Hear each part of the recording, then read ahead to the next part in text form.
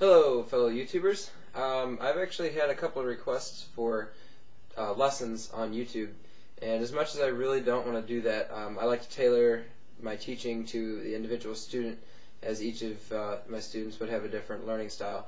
However, I've had a request by a fellow Dulcimer Club member, and I thought I'd go ahead and put it on YouTube. That way he can access it, and all of you can also do the same, for a song called Carrickfergus.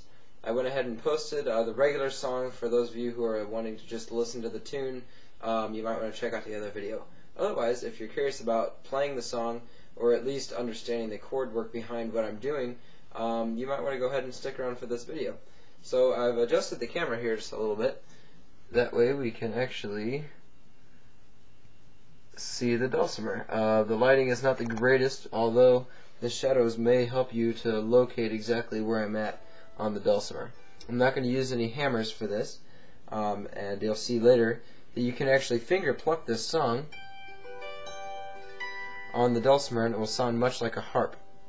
And I'll bring the opportunity as to mention that this song I play based off of the version by the Chieftains, fellow Chieftains player, off of his album Musical Ireland. His name is Derek Bell. And he plays this song, and I kind of mimic his style, which is actually part of the reason it's the harp-like appearance. If you know him, of course, he is a very, very well-known, famous Celtic harpist as well as piano player. So the basic melody with the chords in it goes something like this.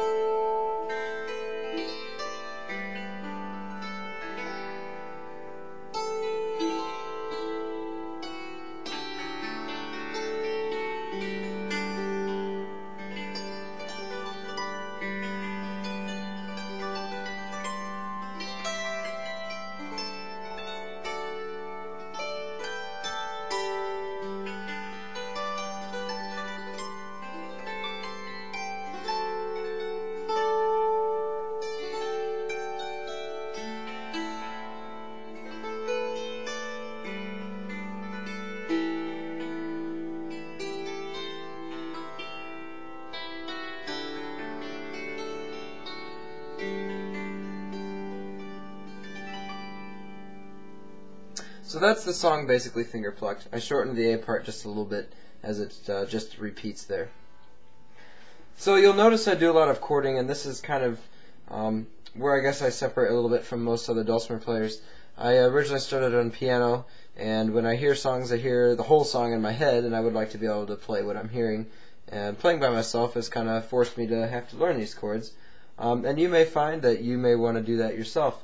And it just makes the song sound much fuller, and you can play it by yourself and it will still sound like the full song.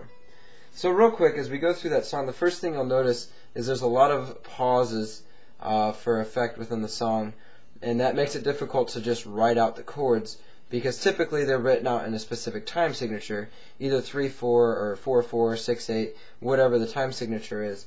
In this song, the way that I'm playing it, again mimicking the harp playing style of Derek Bell, there's not really the typical timing that you'll find in most songs.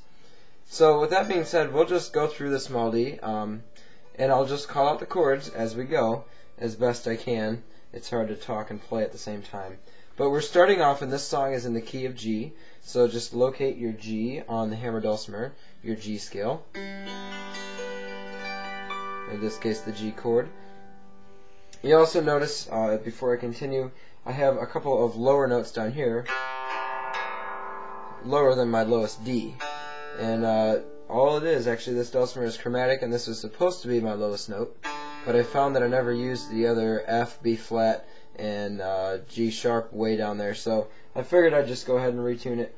And if you have a chromatic dulcimer and you find there's low notes that you don't use, I would definitely recommend tuning those down to give you some extra bass notes. So continuing with the melody, we're starting in G, and that's your chord to begin with,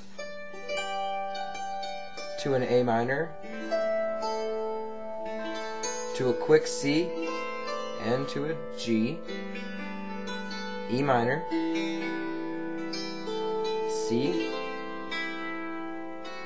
D, G. A little effect there. A minor,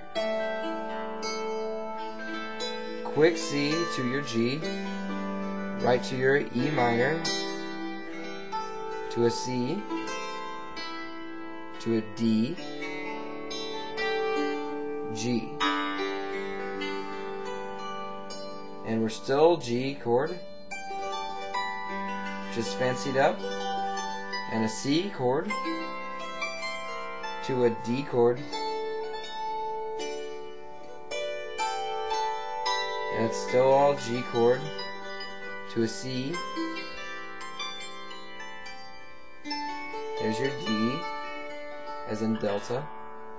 Now we go back to that A minor, there it is, to a quick C, to your G, E minor, to a C, here's your D, resolve with your G.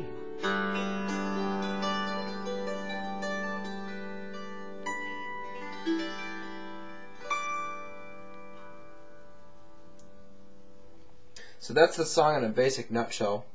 The chord work, if you're using your hammers or fingers, either way, is going to take a lot of practice, especially because you're going to be reaching all over the place to be able to hit those chords in such a manner that you can hear that they actually changed. As some of the chords, for example, going from that E or that C to the E minor, you have a couple of notes that are the same, such as that G and the E itself. So it's important to try and find notes, and you'll just have to experiment with that. If I went into all of that, we would be here for a couple hours. Yeah, you just want to try and find the notes that are going to not be exactly the same note in the past chord that you just played to help signal that chord change. You don't have to play the full chord. All you need to do is play one note, maybe two within the chord, down lower, and in the lower range it will ring longer, so you don't have to do as much after you hit that note. And the ear in people's minds just want to hear the chord, so by hitting that note you're giving them enough for what they need to hear. So I hope that has helped you out some.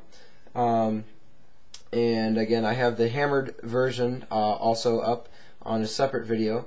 And if you had any other questions, feel free to send me an email. You can find that. It's thegolferic@hotmail.com. You can find it on my page there, or feel free to send me a message or comment below. I hope this has helped you guys out, and we'll see you another time. Happy hammering.